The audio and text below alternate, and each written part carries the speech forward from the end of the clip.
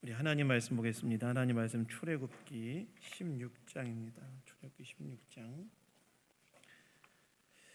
출애굽기 16장 1절에서 20절까지인데요. 우리 12절까지만 읽겠습니다. 출애굽기 16장 1절에서 12절까지 말씀.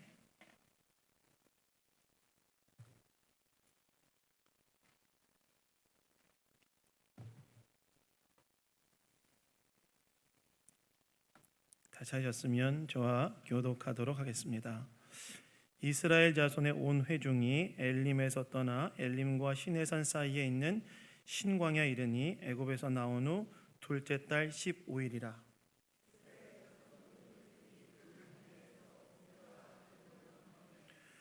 이스라엘 자손이 그들에게 이르되 우리가 애굽 땅에서 고기가마 곁에 앉아 있던 때와 떡을 배불리 먹던 때에 여호와의 손에 죽었더라면 좋았을 것을 너희가 이 광야로 우리를 인도해 내어 이 온 회중이 주려 죽게 하는도다.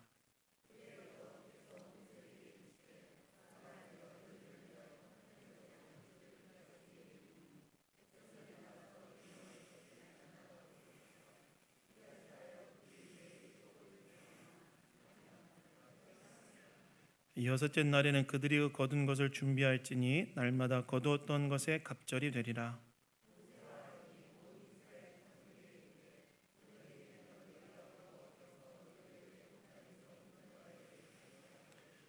아침에는 너희가 여호와의 영광을 보리니 이는 여호와께서 너희가 자기를 향하여 원망함을 들으셨음이라. 우리가 누구에게 너희가 우리에게 대하여 원망하느냐?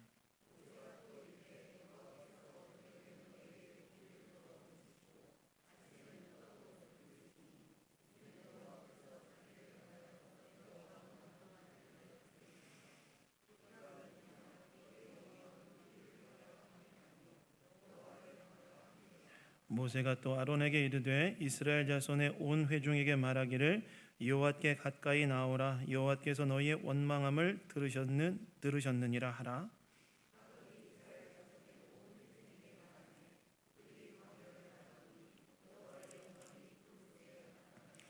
여호와께서 모세에게 말씀하여 이르시되 내가 이스라엘 자손의 원망함을 들었노라. 그들에게 말하여 이르기를 너희가 해질 때에는 고기를 먹고 아침에는 떡으로 배부르니니 내가 여호와 너희의 하나님인 줄을 알리라 하라 하시니라. 아멘. 아멘. 네, 원망이 찾아올 때라는 제목으로 하나님 말씀 나누기 원합니다. 여러분, 우리가 살아가다 보면 우리 인생 가운데 원망이 찾아올 때가 있습니다. 원망. 여러분, 원망은 언제 찾아올까요?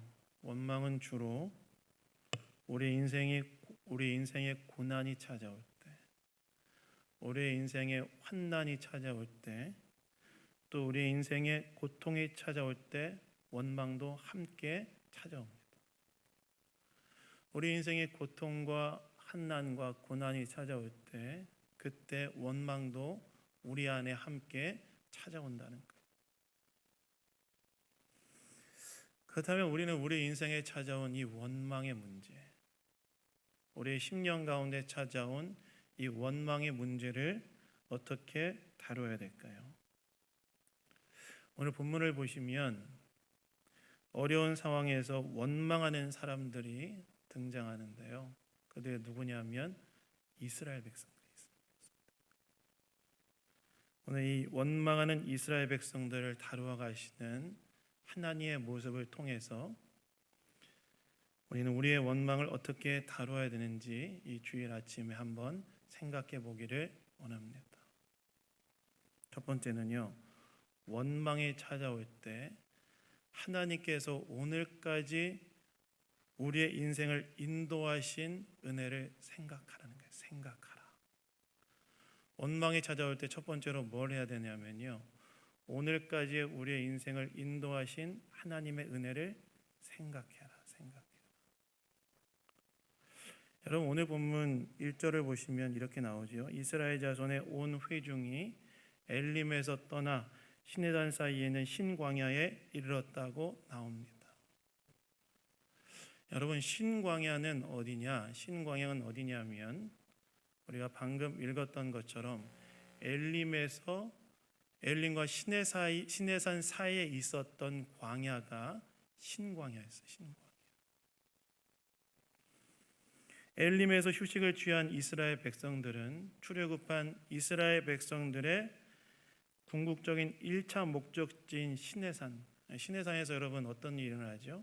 하나님께서 시내산에서 이스라엘 백성들에게 율법을 수여하시죠. 출애굽한 이스라엘 백성들은 지금 시내산을 향해 가고 있었는데 엘림에서 휴식을 취한 이스라엘 백성들이 엘림과 시내산 사이에 신광야라는 곳에 도착했다는 거예요. 엘림에서 신광야까지의 거리는 대략 한 100km 정도 되었는데요. 사람이 하루 동안 도보로 걸을 수 있는 거리가 대략 20에서 30km라고 한다면 한 사나흘 정도 걸린 거리였다고 할 수 있습니다. 그러니까 이스라엘 백성들이 엘림에서 충분한 휴식을 취하고 난 다음에 사나흘 길을 걸어서 신광야라는 곳에 도착을 딱 했다는 거예요.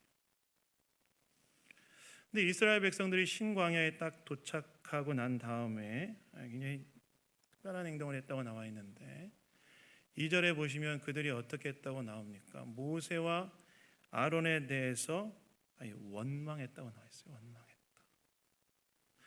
신광야에 도착한 이스라엘 백성들이 모세와 아론을 향하여 원망했다는 거예요. 원망했다. 사실 여러분 이 원망은요 하나님을 향한 원망이었어요. 왜냐하면 7절 말씀을 보시면 모세가 뭐라고 이야기합니까? 여호와께서 너희가 자기를 향하여 원망함을 들으셨습니다. 이렇게 나오죠. 신광야에 도착한 이스라엘 백성들이 모세와 아론을 원망했는데 그 원망은 궁극적으로 누구에 대한 원망이었냐면 하나님에 대한 원망이었다는 거예요. 하나님에 대한. 그럼 이스라엘 백성들은 왜 원망했는가? 이스라엘 백성들이 무엇을 가지고 하나님을 원망했는가? 그 이유가 3절에 나오지. 우리 3절 다 같이 한번 읽어보도록 하겠습니다. 우리 3절 읽겠습니다. 시작. 이스라엘 자손이 그들에게 이르되 우리가 애굽 땅에서 고기가마 곁에 앉아있던 때와 떡을 배불리 먹던 때에 여호와의 손에 죽었더라면 좋았을 것을 너희가 이 광야로 우리를 인도해 내어 이 온 회중이 주려 죽게 하는도다. 신광야에 도착한 이스라엘 백성들이 모세와 아론 궁극적으로 하나님을 원망했던 이유는 무엇이었냐면 식량 문제 때문이었어요. 굶주렸다는 거예요. 사람들. 아마 엘림에서 신광야까지 한 사나흘 정도의 길을 이들이 잘 먹지 못했던 것 같아요. 먹지 못하고 굶주리니까 이들의 그 굶주림이 한계에 도달하게 되고 그 한계로 인해서 어떻게 하기 시작했냐면 신광야에 탁 들어가자마자 모세와 아론 궁극적으로 하나님을 원망하기 시작했다는 거예요. 왜 우리를 이 땅에 이 광야로 불러내셔서 우리를 굶어 죽게 하시는가? 이렇게 하나님을 원망했다는 거예요. 그런데 여러분 오늘 본문을 잘 보시면 이스라엘 백성들이 이 먹지 못함으로 인한 핍절함 가운데 한 가지 특이한 발언을 하는데요. 어떤 이야기를 했다고 나오냐면 이렇게 나와 있죠. 과거의 애굽 생활에 대해 거짓되게 미화하는데 뭐라고 이야기하냐면 고기가마 곁에 있던 때, 떡을 배불리 먹던 때라고 이야기합니다. 그들이 핍절한 가운데 과거의 애굽의 생활에 대해서 뭐라고 이야기하냐면 고기가마 곁에 있던 때, 떡을 배불리 먹던 때라고 얘기했다는 거예요. 그 얘기 뭐예요? 애굽에 있을 때 고기랑 떡을 실컷 배부르게 먹었다는 거예요. 근데 하나님께서 이 광야로 우리를 불러내어 굶어 죽이려고 하는가? 근데 여러분, 이스라엘 백성들이 애굽에 있을 때 고기와 떡을 실컷 먹었습니까? 저도 고기를 실컷 못 먹습니다. 이스라엘 백성들이 애굽에 있을 때 고기와 떡을 실컷 먹었습니까? 아니죠. 애굽 생활하던 이스라엘 백성들의 삶은 어땠습니까? 너무 비참했잖아요. 쉼없는 중노동으로 고통스러워했고, 아들이 태어나면 어떻게 했어요? 애가 태어나면 아들이 태어나면 어떻게 했습니까? 애굽 사람들에 의해서 나일강에 버려지는 비극적인 고통을 경험하지 않았습니까? 애굽 생활의 그들의 삶은 너무나 비참하고 비극적이었다는 거예요. 그래서 그들이 어떻게 하죠? 그 상황에서 하나님께 부르짖잖아요. 그 부르짖음이 하나님께 상달되어져서 하나님이 그 부르짖음을 들으시고 이스라엘 백성들의 삶에 개입하셔서 애굽에서 끄집어내오는 일을 하시지 않습니까? 그런 그들이 현재 이 핍절함, 현재 이 배고픔의 문제로 인해서 어떻게 하냐면 과거에 애굽에서 고통스럽게 살았던 삶을 거짓되게 미화하여서 하나님을 향해 원망하고 있는 거예요. 그때가 좋았는데. 근데 여러분, 그러한 결핍에 근거한 과거에 대한 거짓된 미화, 자기를 속인 거죠. 거짓된 미화는 무엇을 망각하게 했을까요? 이스라엘 백성들로 하여금. 이스라엘 백성들로 하여금 무엇을 망각하게 했냐면 오늘까지 인도하신 하나님의 인도를 망각하게 했어요. 그들의 지금 시선은 어디에 집중되어 있냐면 지금의 그 핍절함에 일단 집중되어 있고, 두 번째는 과거에 거짓되게 미화한 과거에 그들의 시선이 딱 집중되어 있어요. 그걸 가지고 하나님 원망하는 거예요. 그때 거기서 하나님 죽여줬어. 우리를 죽이는 게 사실 낫지 않았습니까? 왜 살려가지고 여기까지 데려왔습니까? 근데 그러다 보니까 이들이 뭘 망각하게 되냐면 여기까지 인도하신 하나님의 은혜를 망각하게 됐다는 거예요. 여러분, 오늘 보면 1절을 보시면 신광야에 들어섰던 때가 언제라고 나와 있죠? 1절 후반부에 보시면 이렇게 나와 있죠. 애굽에서 나온 후 둘째 달 15일이라 이렇게 나와 있어요. 여러분, 이스라엘 백성들 언제 출애굽했을까요? 이스라엘 백성들이 언제 출애굽했냐면 첫째 달 15일에 출애굽했습니다. 그 얘기는 뭐냐면 지금 이스라엘 백성들이 신광야에 도달했을 때는 출애굽하고 난 후에 딱 한 달 되는 시간이었다는 거예요. 딱 한 달 지났다는 거예요. 근데 여러분, 이스라엘 백성들이 이 한 달 동안에 뭘 경험했죠? 이 한 달 동안에 정말 놀라운 경험들을 진짜 많이 했습니다. 첫 번째로 뭘 경험했냐면 하나님께서 이스라엘 백성들을 애굽에서 끄집어내기 위해서 내리셨던 마지막 재앙, 장자재앙을 딱 경험하지 않습니까?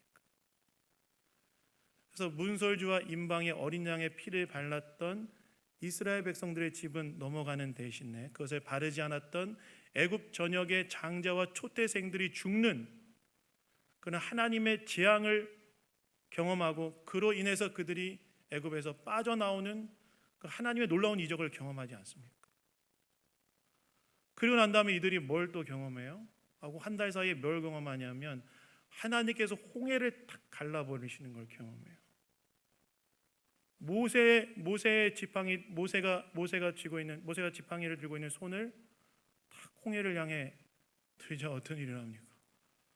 홍해가 쫙 갈라집니다. 이스라엘 백성들은 마른 땅처럼 홍해 한가운데를 지나가는 놀라운 이적을 경험합니다. 세 번째는 뭘 경험해요? 마라라는 곳에 도착해서 하나님 목말라 죽겠습니다. 어제 지난주 본문이죠. 하나님 목말라 죽겠습니다.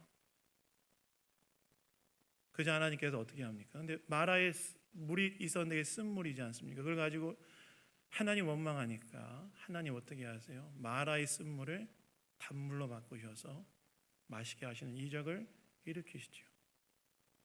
그 다음에 하나님 어떻게 하세요? 이스라엘 백성들을 엘림으로 탁 인도하세요. 엘림에는 12개의 샘물이 있었고, 그로 인해서 이스라엘 백성들이 충분히 쉬고 휴식하고 만족할 수 있는 은혜를 베풀어 주셨다는 거예요. 이게 여러분 수백 년 동안, 수십 년 동안 혹은 수년 동안 일어났던 사건이 아니라 한 달 내에 일어났던 사건이라는 거예요. 한 달 내. 한 달 동안 이스라엘 백성들은 뭘 경험했냐? 하나님이 장자재앙을 애굽에 내리셔서 자신들을 거기에서 끄집어내시는 것을 경험했고, 한 달 동안 그들은 뭘 경험했냐면 하나님이 홍해를 가르시는 것을 경험했고, 한 달 동안 그들은 뭘 경험했냐면 마라의 쓴물을 단물로 바꾸어내시는 하나님의 이적을 경험했고, 한 달 동안 그들은 뭘 경험했냐면 엘림이라는 곳에서 그들의 필요를 흡족하게 채우시는 하나님의 은혜를 경험했다는 거예요. 근데 여러분, 이들이 신광야에 딱 도착하니까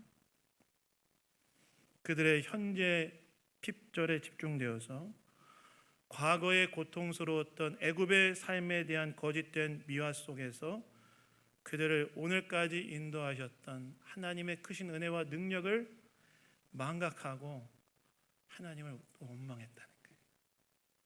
어떻게 원망해요? 그냥 애굽에서 그때 우리를 죽이시지 왜 여기까지 우리를 끌고 왔습니까? 하나님 원망했다는 거예요. 여러분, 이러한 이스라엘 백성들의 모습 속에서 우리는 무엇을 보게 됩니까? 혹시 이 이스라엘 백성들의 모습 속에서 우리의 모습을 발견하지는 않습니까? 우리도 이스라엘 백성들처럼 때로 우리 인생 가운데 찾아오는 광야 같은 척박한 시간 속에서 그때의 핍절함 때문에 고통스러웠던 과거를 거짓되게 미화하고 오늘까지 인도하셨던 하나님을 망각한 채 하나님을 원망하고만 있진 않냐는 거예요. 우리 인생 가운데 찾아온 광야 같은 척박한 시간 속에서 오늘까지 인도해 오셨던 하나님, 우리의 어려움들을 해결해 주시고 채워주셨고 인도하셨던 하나님, 은혜를 베풀어 주셨던 하나님을 망각하고 오늘의 핍절함 때문에 과거의 고통스러운 사건을 미화하면서 하나님을 원망하고만 있지는 않냐는 거예요. 그게 오늘의 우리의 모습이 아니냐는 겁니다.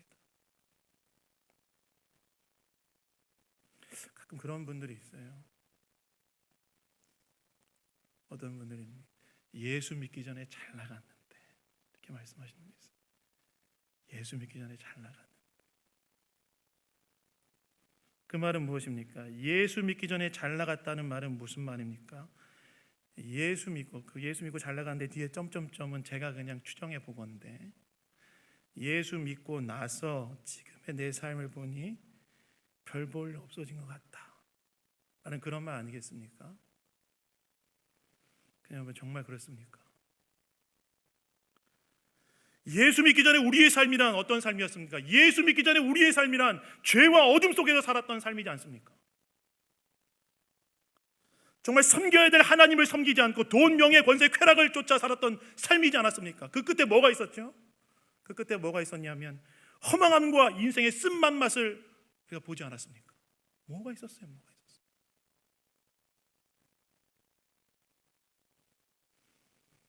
그런데 그런 우리에게 하나님께서 크신 은혜를 베풀어 주셔서 예수 그리스도를 알고 믿게 하시고 큰 구원의 역사를 우리 가운데 베풀어 주시고 그다음에 오늘까지 저와 여러분의 인생을 인도해 오셨는데, 오늘까지 인도해 오시지 않았습니까? 하나님께서. 사실 여러분 잘 생각해 보십시오. 어제도 하나님은 저에게 은혜를 주셨습니다. 잘 생각해 보십시오. 어제도 하나님은 저와 여러분의 인생 가운데 은혜를 주셨고, 엊그저께도 하나님께서 저와 여러분의 인생 가운데 은혜를 주셨고, 3일 전에도 하나님께서 저와 여러분의 인생 가운데 은혜를 주셨고, 한 달 동안 하나님께서 저와 여러분의 인생 가운데 은혜를 베풀어 주셨어요. 하나님께서 저와 여러분의 인생 가운데 끊임없이 동행하시고 함께 하시면서 하나님의 은혜를 베풀어 주셨는데, 우리는 혹시 오늘의 핍절함 가운데 집중되어져서 하나님께서 오늘까지 내 인생 가운데 인도하셨던 하나님의 인도하심을 망각하고 혹시 오늘 하나님을 향하여 원망만 하고 있지 않냐는 거예요. 이스라엘 백성들이 그랬다는 것입니다. 그래서 여러분, 원망의 이유는요, 저는요, 원망의 이유는 결핍에 있다고 생각하지 않습니다. 우리가 하나님을 원망하는 이유는요, 결핍에 있는 것이 아니라 망각에 있다고 생각합니다. 우리가 하나님을 원망하는 이유는 결핍에 있는 것이 아니라 망각에 있다. 뭘 잃어버린 거예요? 하나님을 잊어버린 거예요. 오늘까지 저와 여러분의 인생 가운데 은혜 베풀어 주고 함께 하셨던 하나님을 잊어버렸기 때문에 우리 결핍의 상황 가운데 그 하나님을 잊어버리고 결핍의 상황 가운데 집중되어서 하나님을 망각하니까 오늘 내 인생 가운데 함께 하시고 역사하신 하나님을 잊어버리고 하나님을 원망하는 것입니다. 이스라엘 백성들이 한 달 동안에 하나님 얼마나 크신 능력을 경험했습니까? 장자재앙을 하나님께서 내리셔서 그들을 구원해주시는 경험했고, 홍해 바다를 가르시는 걸 경험했고, 하나님께서 마라이스 물을 단물로 바꾸내시는 걸 경험했고, 엘림에서 그들이 10년과 삶을 만족시키는 하나님의 은혜를 경험했는데 오늘의 핍절함으로 인해서 하나님께서 그렇게 크신 은혜와 능력으로 이스라엘 백성들을 인도했던 사실을 망각하고 하나님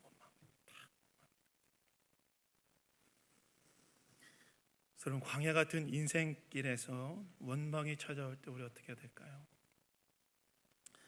광야 같은 인생길에서 원망이 찾아올 때 여러분, 우리는 생각해야 됩니다. 광야 같은 인생길에서 우리 인생 가운데 원망이 찾아올 때 우리는 뭘 먼저 해야 되냐? 생각해야 돼요. 뭘 생각해야 될까요? 오늘까지 인도해 오셨던 하나님, 여기까지 인도해 오셨던 하나님, 고난 가운데, 고통 가운데, 환난 가운데 오늘까지 우리의 인생을 인도해 오셨던 그 하나님을 생각해야 된다.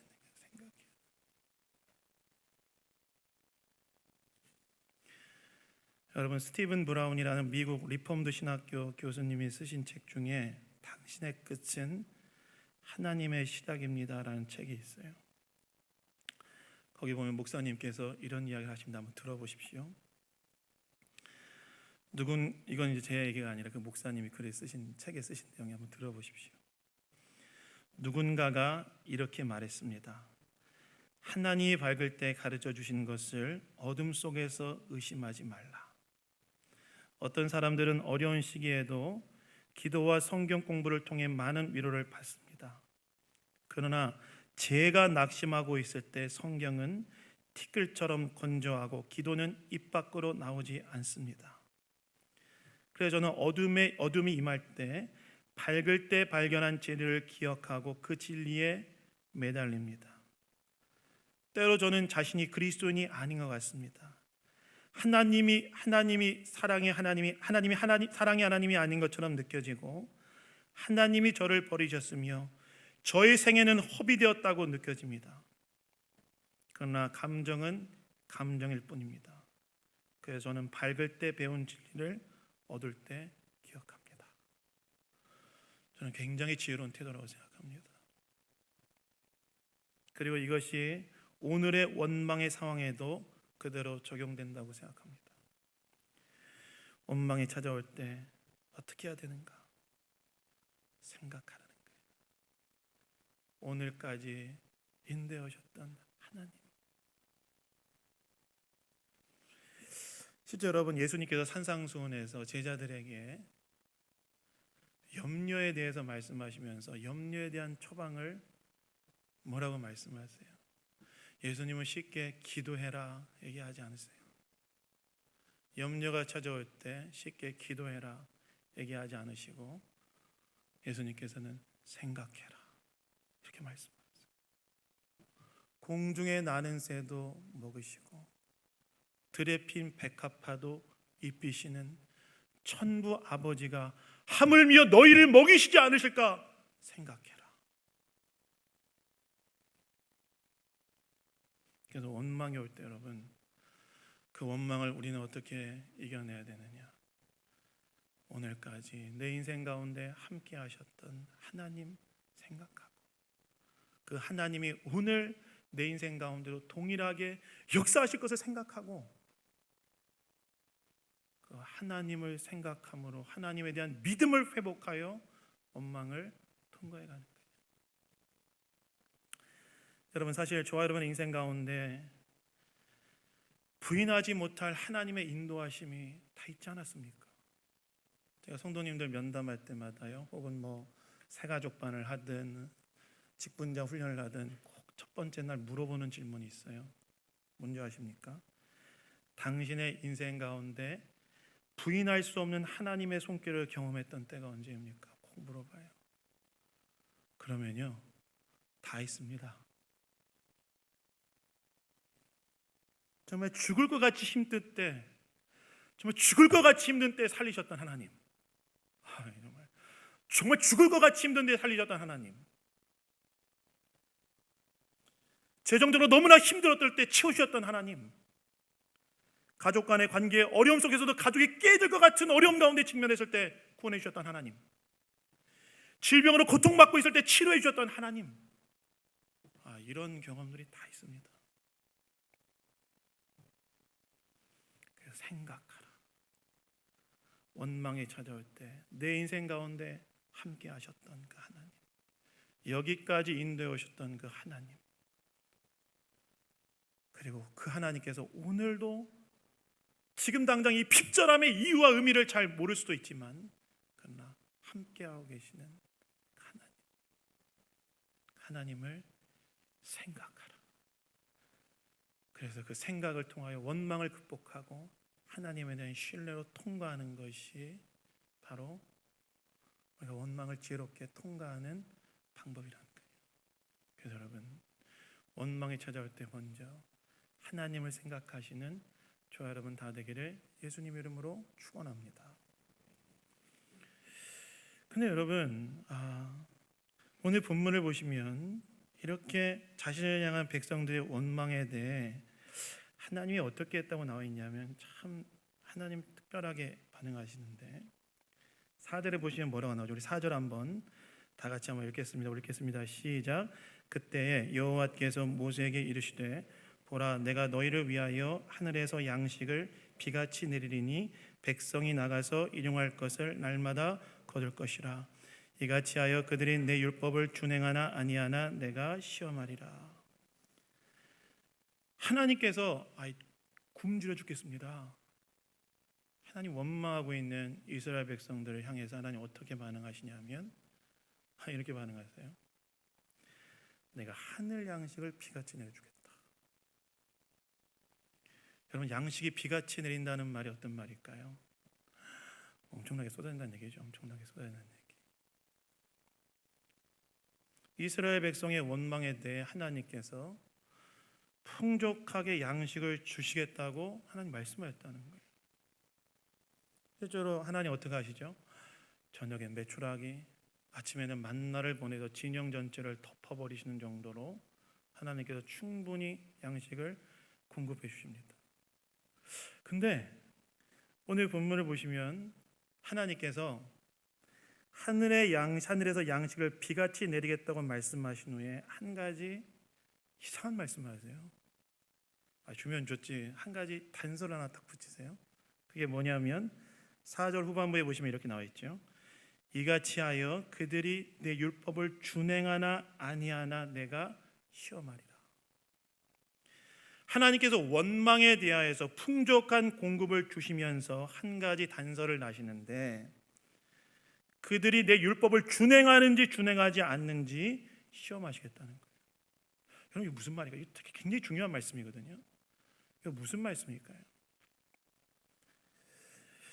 여러분, 이것은요, 특별히 여기에서 내 율법이라는 것은 뭘 말하냐면요, 하나님께서 만나를 이스라엘 백성들에게 주시면서 이스라엘 백성에 주셨던 한 가지 명령이 바로 이 내 율법을 말하는데 그 율법의 내용이 무엇이었냐면 어떤 명령이었냐면 먹을 만큼만 거두고 아침까지는 남겨두지 말라는 명령이셨어요.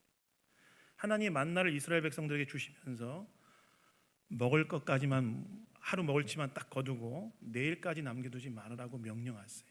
이게 율법입니다. 하나님 주신 율법입니다. 여러분, 왜 하나님 이런 율법을 주셨을까? 이스라엘 백성들에게 왜 오늘 것만 거두고 내일 건 거두지 말아라. 근데 시험하기 위해서라는 거예요. 시험하기 위해서. 어떤 시험입니까? 이스라엘 백성들의 원망에 대해 하나님께서 그들의 필요를 충분하게 공급하여 주시고 난 후에 그들에게 내일 것까지는 거두지 말게 하심으로 내일도 그들의 필요를 채워주시겠다는 하나님의 말씀을 신뢰하지 않은지를 그들의 순종을 통하여 테스트하겠다는 이런 하나님의 의도가 거기에 담겨져 있었다는 거예요. 다시 말해서 하나님께서 원망에 대해 충분히 공급하신 후에 무엇을 테스트하시느냐? 내일도 그들의 필요를 채우실 거라는 믿음 속에서 오늘 하나님께서 그들에게 주셨던 명령, 내일 것까지는 거두지 말라는 이 명령에 순종하는지를 통해서 확인하려고 하셨다는 거예요. 여러분 이렇게 그들의 믿음을 테스트한 이유는 무엇이었죠? 그 이유가 신명기 8장 2, 3절에 나오는데 제가 읽겠습니다. 내 하나님 여호와께서 이 40년 동안에 내게 광야의 길을 걷게 하신 것을 기억하라. 이는 너를 낮추시며 너를 시험하사 내 마음이 어떠한지 그 명령을 지키는지 지키지 않는지 알려 하심이라. 너를 낮추시며 너를 줄이게 하시며 또 너도 알지 못하며 내 조상들도 알지 못하던 만나를 내게 먹이신 것은 사람이 떡으로만 사는 것이 아니요 여호와 입에서 나오는 모든 말씀으로 사는 줄을 내게 알려 하심이라. 하나님께서 그들의 믿음을 테스트했던 이유는 무엇이냐면, 그들의 믿음을 테스트했던 이유는 결국 사람의 삶이라는 것은 떡에 의해 결정되는 것이 아니라 하나님의 말씀에 의해 결정된다는 사실을 알도록 하기 위해서 하나님께서 믿음의 테스트를 하셨다는 거예요. 그래서 하나님을 최우선의 자리에 놓고 그분의 말씀에 순종하여 살아감으로써 말씀에 의해 하나님 주시는 축복을 누리며 살아가는 하나님의 백성이 되게 하시고자 하는 것이 하나님의 목적이었다는 거예요. 여러분, 저는 여기에 원망에 대한 진짜 중요한 교훈이 있다고 생각합니다. 무엇입니까? 우리가 하나님을 원망할 때요, 하나님께서는 우리의 원망에 대해서 공급해 주시기도 하십니다. 채워주시기도 하세요. 그런데 하나님께 원망할 때 하나님에 대한 원망, 하나님께서 그 원망에 대한 반응으로 우리에게 주신 공급에만 집중해서 안 된다는 거예요. 그것을 통해서 내가 정말 하나님을 최우선의 자리에 모시고 그분을 신뢰함으로 내 삶이 떡에 의해 결정되는 것이 아니라 하나님의 말씀에 의해 결정된다는 사실을 한번 돌아보고 점검해야 된다는 거예요. 그래서 원망을 했는데 하나님 뭘 주셨다? 주신 것에 감사해야 되지만 돌아봐야 돼요. 거기서 멈추면 큰일 납니다. 거기서 우리는 점검해야 돼요. 뭘 점검해야 되냐면 내 마음의 중심과 내 마음과 중심을 점검해야 됩니다. 난 내 삶이 떡이 아니라 말씀에 의하여서 결정된다는 사실을 기억하고 하나님을 최우선의 자리에 모시며 그분께 순종하는지를 점검해야 돼요. 여러분, 그거 아십니까? 만약 이것이 충분히 성탈되지 않고 원망 가운데 하나님이 베풀어 주신 결과에만 집착하게 되면 하나님께서는 그 다음에는 징계하십니다. 그래서 여러분, 민수기를 보시면요, 똑같은 광야 생활이고 똑같은 이스라엘 백성이고 똑같이 고기를 먹고 싶다고 하면서 하나님 원망하는데, 그런데 이때 하나님께서는 좀 다르게 대응하세요. 이때는 하나님께서 고기를 보내주시지만 이스라엘 백성들이 고기를 이에 넣고 씹기도 전에 하나님이 딱 이스라엘 백성을 치십니다.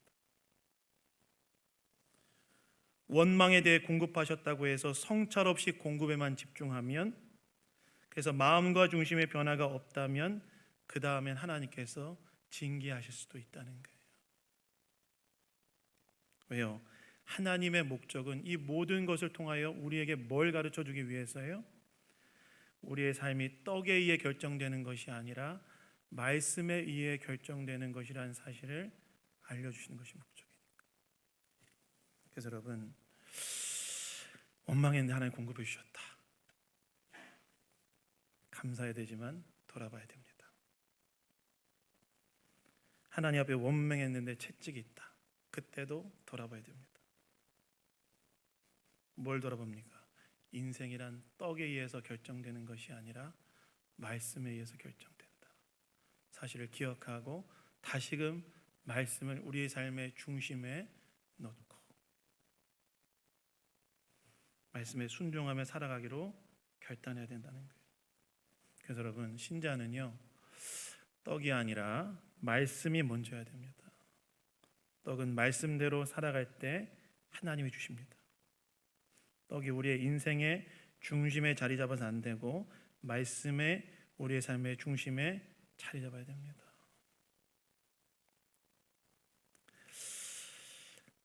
그래서 여러분, 우리의 삶이 떡이 아니라 말씀에 의해 결정된다는 사실을 기억하시고 그것에 대한 분명한 믿음으로 오늘 하나님을 여러분의 인생의 최우선의 자리에 놓고 떡을 위해서가 아니라 말씀에 순종하여 살아감으로 떡을 넣어 주시는 하나님의 은혜를 누리는 저와 여러분 다 되기를 예수님 이름으로 축원합니다.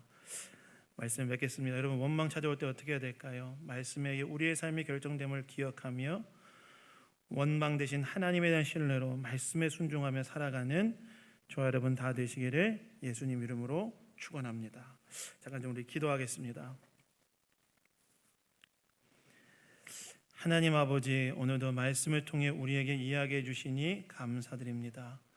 원망이 찾아올 때 오늘의 결핍을 넘어 오늘까지 인도하신 하나님의 은혜를 기억하며 하나님에 대한 믿음을 선택하게 하시고 또한 삶은 떡이 아닌 말씀에 의해 결정된다 하시는 사실을 기억하며 말씀을 더 굳건히 붙드는 자를 다 될 수 있도록 인도하여 주시옵소서. 모든 것 주님께 맡겨드리며 우리를 구원하신 예수 그리스도의 이름으로 기도드렸습니다. 아멘.